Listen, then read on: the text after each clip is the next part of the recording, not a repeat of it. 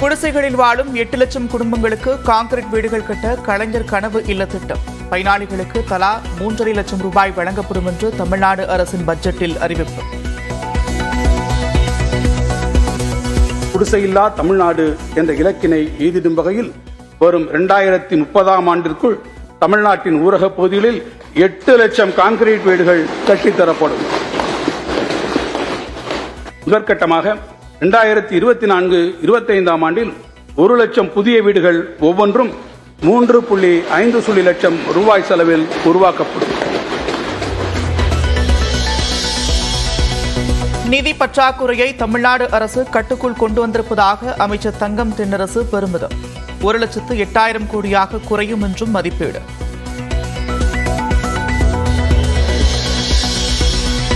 அரசு உதவி பெறும் பள்ளிகளில் படித்து உயர்கல்வி படிக்கும் மாணவிகளுக்கு புதுமை பெண் திட்டத்தின் கீழ் மாதம் 1000 ரூபாய் நிதி வரும் கல்வியாண்டு முதல் விரிவுபடுத்தப்படும் என்று தமிழ்நாடு அரசின் பட்ஜெட்டில் அறிவிப்பு.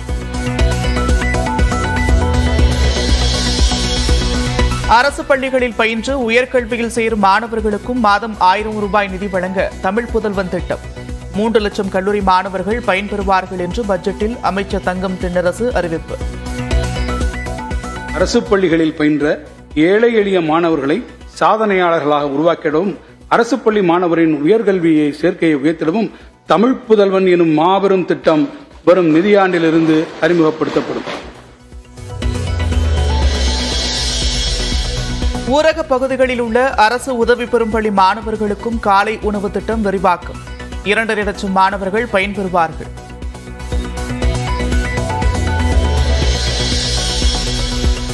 1 லட்சம் கல்லூரி மாணவர்களுக்கு வங்கிகள் மூலம் 2,500 கோடி ரூபாய் கல்விக் கடன் வழங்குவது உறுதி செய்யப்படும்.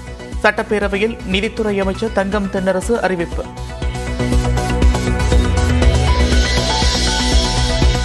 இரண்டாண்டுகளில் 5 லட்சம் ஏழை குடும்பத்தினரை வறுமையிலிருந்து மீட்க முதலமைச்சரின் தாயுமானவர் திட்டம்.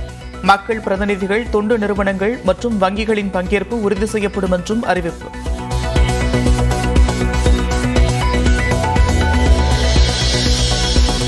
சென்னையில் அடையாறு நதியினை மீட்டெடுக்க 1,500 கோடியில் தனியார் பங்களிப்புடன் பணி. 1000 கோடி ரூபாயில் வடசென்னை வளர்ச்சி திட்டம் மேற்கொள்ளப்படும் என்றும் பட்ஜெட்டில் அறிவிப்பு.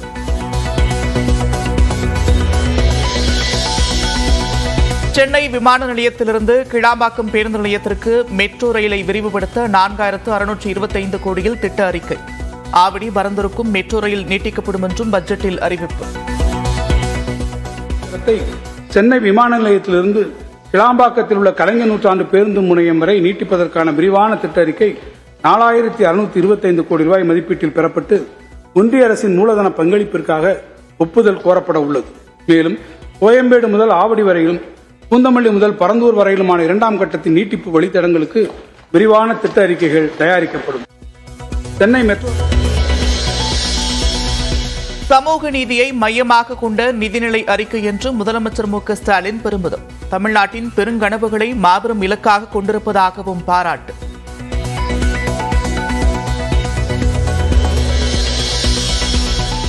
வளர்ச்சிக்கான திட்டங்கள் எதுவும் பட்ஜெட்டில் இடம்பெறவில்லை என்று எதிர்க்கட்சித் தலைவர் எடப்பாடி பழனிசாமி விமர்சனம். கடன் மேலாண்மையை சீர் செய்ய அமைக்கப்பட்ட குழு என்ன ஆனது என்றும் கேள்வி. பொக்கிஷம் போன்ற நிதிநிலை அறிக்கையை தமிழ்நாடு அரசு தாக்கல் செய்திருப்பதாக தமிழக காங்கிரஸ் தலைவர் பாராட்டு. எதிர்பார்ப்புகள் நிறைவேற்றப்படவில்லை என்று பாமக குற்றச்சாட்டு.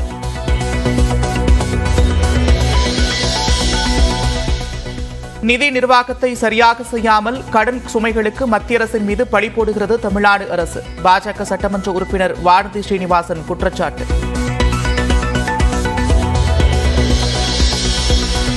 மக்களவைத் தேர்தலுக்கான விருப்ப மனு விநியோகத்தை தொடங்கிய திமுக. 2,000 ரூபாயை கொடுத்து மனுவை வாங்கி செல்லும் திமுகவினர்.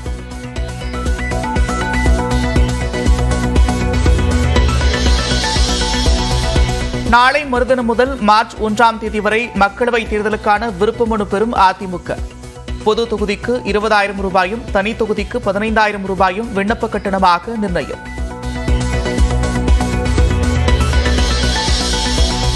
தமிழக வெற்றிக் கழகத்தின் ஆலோசனைக் கூட்டம் நிறைவு. கட்சி விரிவாக்கம், உறுப்பினர் சேர்க்கை உள்ளிட்ட விவரங்கள் குறித்து ஆலோசிக்கப்பட்டதாக தகவல்.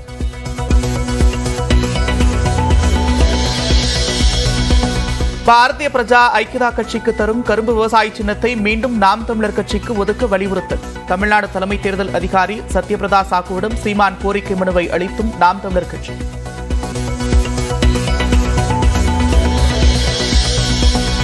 தெற்கு நோக்கி செல்லும் ஆம்னி பேருந்துகள் போரூர், சூரப்பட்டு மற்றும் கிளாம்பாக்கத்தை தவிர வேறு எந்த இடத்திலும் பயணிகளை ஏற்றி இறக்கக்கூடாது.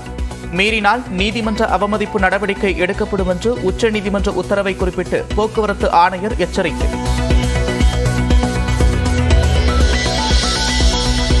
பெண் பத்திரிகையாளர்கள் குறித்து சமூக வலைதளத்தில் சர்ச்சை பதிவை வெளியிட்ட எஸ்.வி. சேகருக்கு 1 மாதம் சிறை, 15,000 ரூபாய் அபராதம் விதித்தும் சென்னை உயர்நீதிமன்றம் தீர்ப்பு.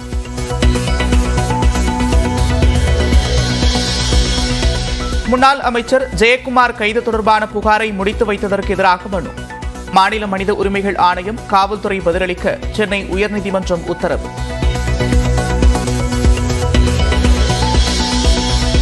கடலூர் அருகே நேருக்கு நேர் மோதிக்கொண்ட 2 இருசக்கர வாகனங்கள் தூக்கி வீசப்பட்டதில் கைக்குழந்தையுடன் வந்த தம்பதியினர் படுகாயம்.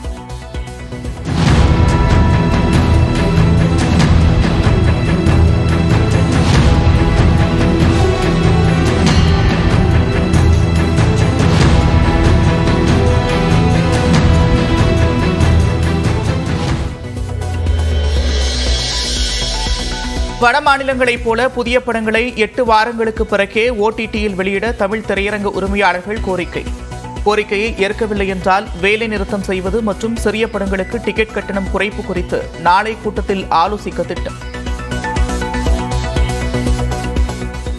அரசு உதவி பெறும் பள்ளிகளில் தமிழ் வழியில் பயின்ற மாணவிகளும் பயன்பெறும் வகையில் வரும் கல்வியாண்டு முதல் புதுமை பெண் திட்டம் விரிவுபடுத்தப்படும் என்று தமிழக பட்ஜெட்டில் அறிவிக்கப்பட்டிருக்கிறது. 2024-2025 ஆண்டிற்கான நிதிநிலை அறிக்கையை சட்டப்பேரவையில் தாக்கல் செய்த நிதியமைச்சர் தங்கம் தென்னரசு பள்ளிக் கல்வித்துறை சார்ந்த புதிய அறிவிப்புகளை வெளியிட்டார். அதன்படி தமிழ்நாட்டின் ஊரகப் பகுதிகளில் இயங்கி வரும் அரசு உதவி பெறும் பள்ளிகளில் 1ஆம் வகுப்பு முதல் 5ஆம் வகுப்பு வரை பயிலும் மேலும் சுமார் 2,50,000 மாணவர்கள் பயனடையும் வகையில் வரும் கல்வியாண்டு முதல் முதலமைச்சரின் காலை உணவு திட்டம் விரிவாக்கம் செய்யப்படும் என்றும் அறிவித்தார். இத்திட்டத்தை செயல்படுத்துவதற்காக 600 கோடி ரூபாய் நிதி ஒதுக்கீடு செய்யப்பட்டிருக்கிறது. உயர்கல்வியை தொடர விரும்பும் 3ஆம் பாலினத்தவரின் கல்விக் கட்டணம், விடுதி கட்டணம் உள்ளிட்ட அனைத்து கல்வி செலவுகளையும் அரசே ஏற்கும் என்றும் அறிவிக்கப்பட்டிருக்கிறது. இந்த நிதியாண்டில் 1000 கோடி ரூபாய் மதிப்பீட்டில் பள்ளி கட்டமைப்பு வசதிகள் மேம்படுத்தப்படும் என்றும் வரும் நிதியாண்டில் 15,000 திறன்மிகு வகுப்பறைகள் 300 கோடி ரூபாய் மதிப்பீட்டில் உருவாக்கப்படும் என்றும் தெரிவிக்கப்பட்டுள்ளது.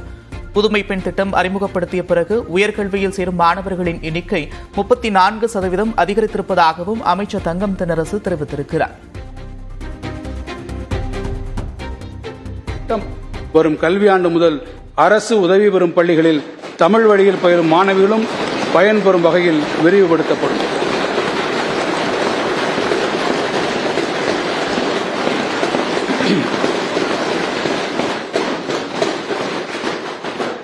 இந்த ஆண்டு இத்திட்டத்தை செயல்படுத்த 370 கோடி ரூபாய் நிதி ஒதுக்கப்பட்டுள்ளது.